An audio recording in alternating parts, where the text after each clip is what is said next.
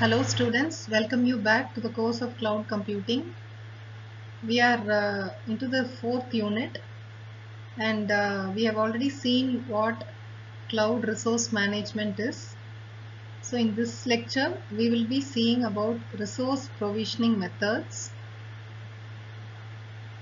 So the cloud computing concept is mainly concentrated on providing resources. So how these resources are provided, how they are provisioned to the users. So this is what we will be seeing in this lecture. So as you can see, resource provisioning is nothing but a means of selecting, deploying and runtime management of the software.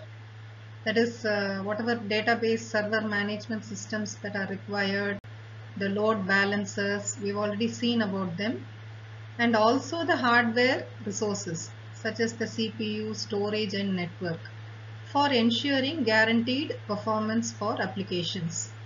So it is both ways. The hardware resources, as you can see here, are provided to the users, and this database server management, load balancer, they all come along with the cloud service provider. So provisioning includes both the cloud service provider as well as the user being in constant link for selecting, deploying the runtime management applications. And resource provisioning will also take into consideration the service level agreements. So the resources will be provided only based on the service level agreements that were initially provided. So when I am logging into some cloud service provider, I would have signed some service level agreement. So based on the service level agreement only, the resources are going to be provided. And these service level agreements will include to ensure quality of service, availability, throughput, security, response time, reliability, performance, etc., which we have already seen in the very first unit as essential characteristics and features. So as you can see in the figure, we have the distributed network of users and applications. So whenever the user is making a resource request, the cloud service provider will invoke the resource provisioning mechanism. So it is going to model, discover. We know very well that the resources will be available in various sites. So it has to find out in which site which resource is available. We also talked about the auditor. So there will be some monitoring going on, and then the selection of resources. We told about the cloud broker. So all these people come into play and the resources are provisioned, and they are termed as cloud services and applications and given to the user.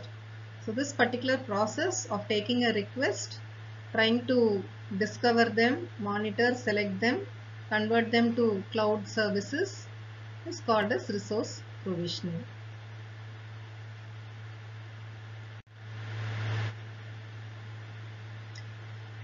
So basically, cloud resource provisioning will allocate a cloud provider resources and services to the customer. So these are the characteristic features.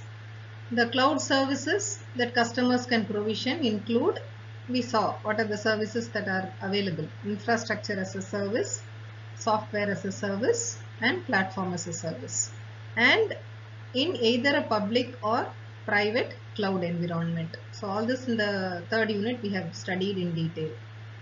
And cloud resource provisioning will also include the goal of cloud provisioning, that is cloud user to have minimized cost by renting the resources, and the cloud service provider to maximize profit by efficiently allocating the resources.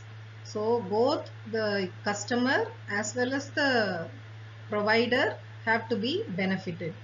So it should also be beneficial for the cloud provider having a maximum profit, but at the same time it should not burden the cloud customer.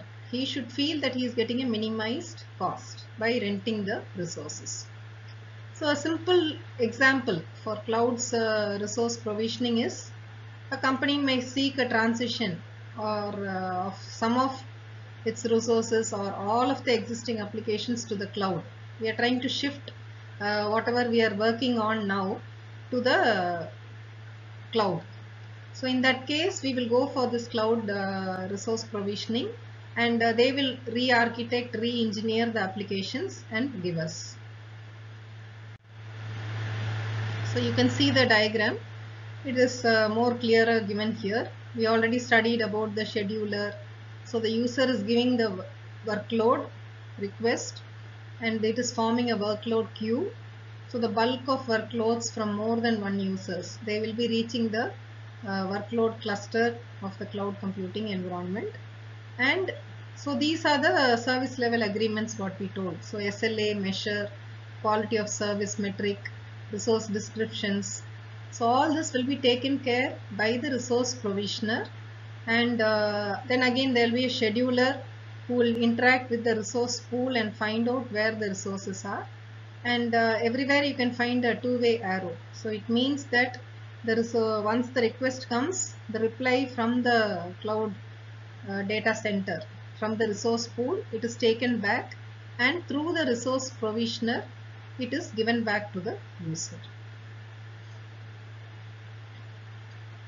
So we'll stop here and we'll continue in the next lecture about the different resource provisioning methods and so on. Thank you.